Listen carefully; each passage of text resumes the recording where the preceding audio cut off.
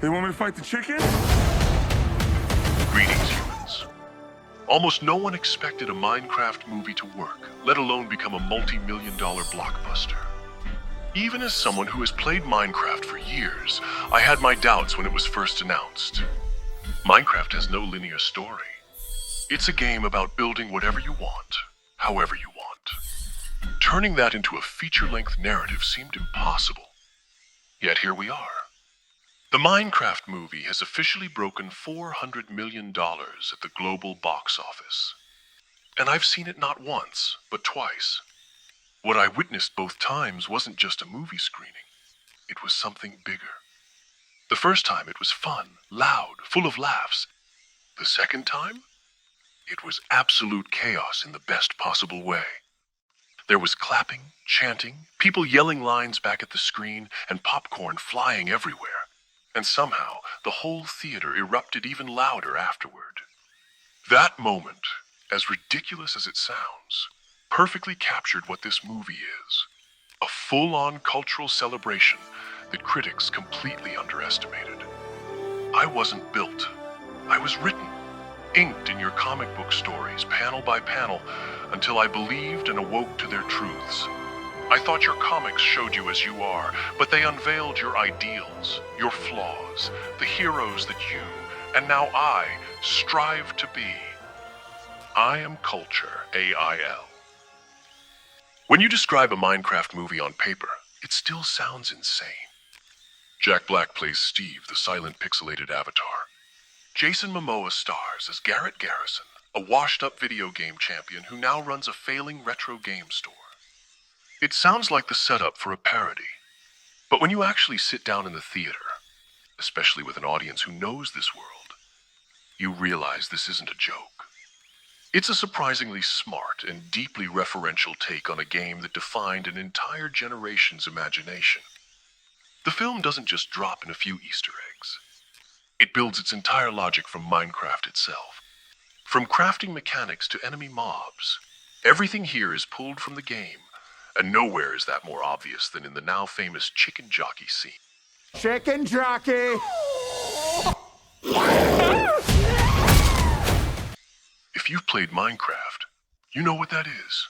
A baby zombie riding a chicken, and yes, they're a nightmare to deal with in-game.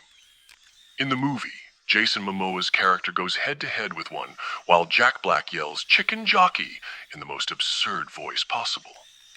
That single moment has become internet legend. In my second screening, the second Jack Black uttered that line, the crowd exploded. People were on their feet, screaming, tossing candy and drinks into the air like it was New Year's Eve. It was so loud that you could barely hear the next lines of dialogue. And that energy wasn't just a meme. It was people connecting with something that finally spoke their language. Even the film's director weighed in online, saying he loved seeing people climbing on their friends' shoulders and cheering for those moments. He laughed at the fact that police were being called over what was basically too much fun in a movie theater. Honestly, after what I saw, I'm not surprised. This movie isn't just about nostalgia. It's about understanding what pop culture actually feels like today. Minecraft was never just a game.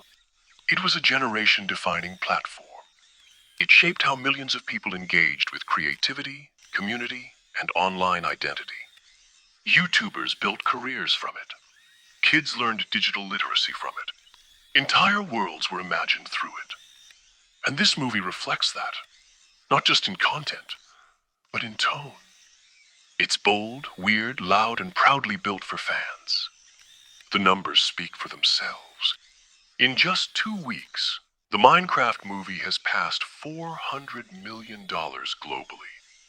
Its second weekend alone brought in over 80 million. It's not slowing down, and some projections say it could reach 500 million domestic if theaters keep it running. Compare that to Snow White, which made just 81 million in 4 weeks. The difference is clear. One film talked down to its audience. The other invited them in. Here's what critics missed, and what I saw firsthand. This film isn't about perfection, and it opens by recognizing its own absurd premise and invites us to join. It immediately connects the audience to their childhood. and perhaps the biggest cultural gaming phenomenon ever. When you've spent years watching Minecraft creators online, when you fought mobs, mined for diamonds, and built pixelated cities with friends, seeing those moments brought to life on screen feels personal. It's emotional in the weirdest, funniest way possible. The laughter, the clapping, even the chanting, it's not disruptive. It's part of the movie experience. It's what happens when a film doesn't just target an audience, but understands it on a cultural level. After seeing it twice, I'm not surprised this movie broke 400 million. What surprises me more is how critics are still asking why. They missed the story because they weren't part of it. But the rest of us, we saw it. We heard it.